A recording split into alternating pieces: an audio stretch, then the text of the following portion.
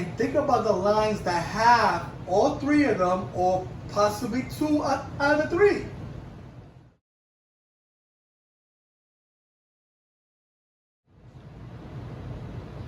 Which eventually, if that train does well,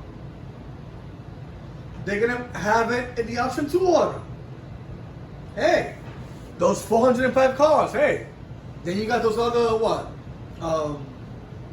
What's it, 40 cars I think it is? Or, oh no, 32. Oh no, actually, I think it's 32 cars actually. Yeah, 32 cars, yeah. That they have, yeah. Of 4-car sets for the R211A, of course. Of course, people think it might be a T, but it's not. But I'm telling you, man, you guys gotta look at all the facts, man, with the R211s in general. You know, they were designed for capacity. So I don't know why many people keep saying that they don't have that because they don't have corner seats. Corner seats create more blockage. That's the reason why the MTA decided not to make those now.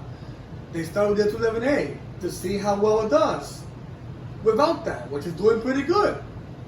That's having that flat they had back in October. But I'm gonna tell you this, man, that train is doing really well. It is. It's fitting more people compared to the older MT cars. That's the reason why the E and F and the R are going to get it too in the option 1 order. And the reason why is because it is needed. They have high ridership and they already got CPT. It makes common sense for it to go there. Why would it go to the B and D and they ain't even started CPT yet? So probably 2028 possibly. And remember, the option order is not going to be in 2028, it's going to be 2025. It's going to be 3 years before. Yeah, the G got the O60 before they work on the CPT on Crosstown, but they're already working on it now anyway. It doesn't really matter. And the reason why they had to get rid of it was because the G had to go back to Jamaica, so then the rest of the R160 will go there fully. So right now Jamaica is 100% in general R160, but eventually in 2025 that's going to change. They're not going to be fully R160, and I don't care if people telling me about, oh no, they got a surplus of R160, they don't need to swap an NTT with NTT. How many times the MTA has swapped OTT with OTT? Look at the B train. They had a R40 back in the day, and look what they got now, an R68 and 68. Isn't that an OTT car too also? Come on, man. Please. People need to stop this crap, honestly. Like, this bullshit, really. I mean, I'm just being straightforward about this, man, because too many people here that are trolling are saying nonsense, okay? They're not even realistic. At least I'm trying to explain myself, why it makes sense what I'm saying. Because think about it. You have a line that already got CPT built 2020. Would it make sense to actually add another entity car? Especially that the OTC are almost already what? They're basically what, 18 years old right now? Really? From 2006 till now, that's 18 years they've been on service. So to be honest, that's not that new anymore. They almost around 20 years. I mean, hey, the R160s in general do not have enough capacity. That's why they have to get so many of them.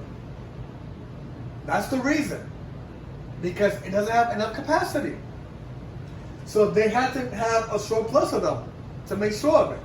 But now since the 11A is around, now they're going to be like, okay, let's send those to Queens Boulevard because it's needed there, especially because there's a lot of tourists that come. We're talking about Jamaica Center. People that be coming from, from the airports or coming from the Long Island Railroad, that's connected over there. And, you got the PAP train, all that stuff over there. So, I mean, folks, come on, man. It makes sense for the E and F and possibly the R to receive R211A in general and possibly the R211T once that problem gets fixed with that safety issue that they can't have the drivers, go outside to look, if there's a safety hazard or something like that, which they can't do it now, so they're going to do it on the local side, not on the express track. But they say that the other could run on some express tracks, whatever, but whatever. But like I said, man, you gotta look at the 3 factors. The lines that have 2 out of the 3 or all 3 are the main ones that are getting the R211A in general. The ones that don't even have CPT in progress or have low ridership and barely aging of cars, they're not getting it.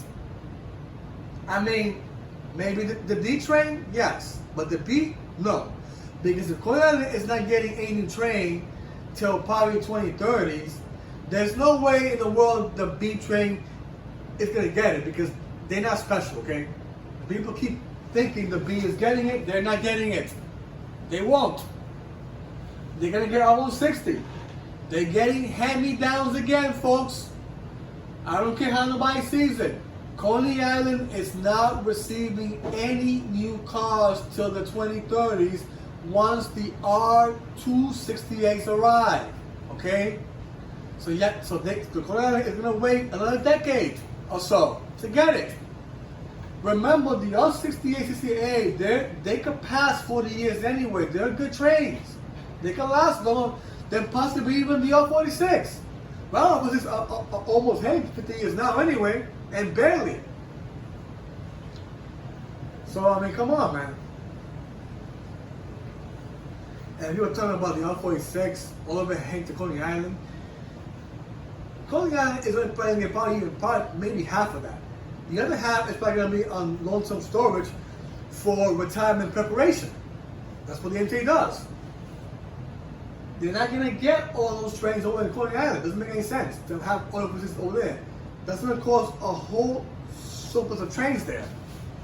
And what? They're going to send also the L68s from the condos there too also? Now you got another surplus of trains also heading over there. I mean, like, come on.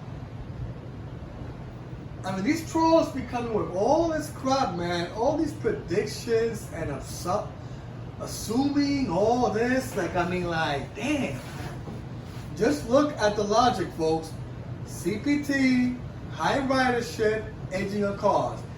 And think about the lines that have all 3 of them, or possibly 2 out of the 3.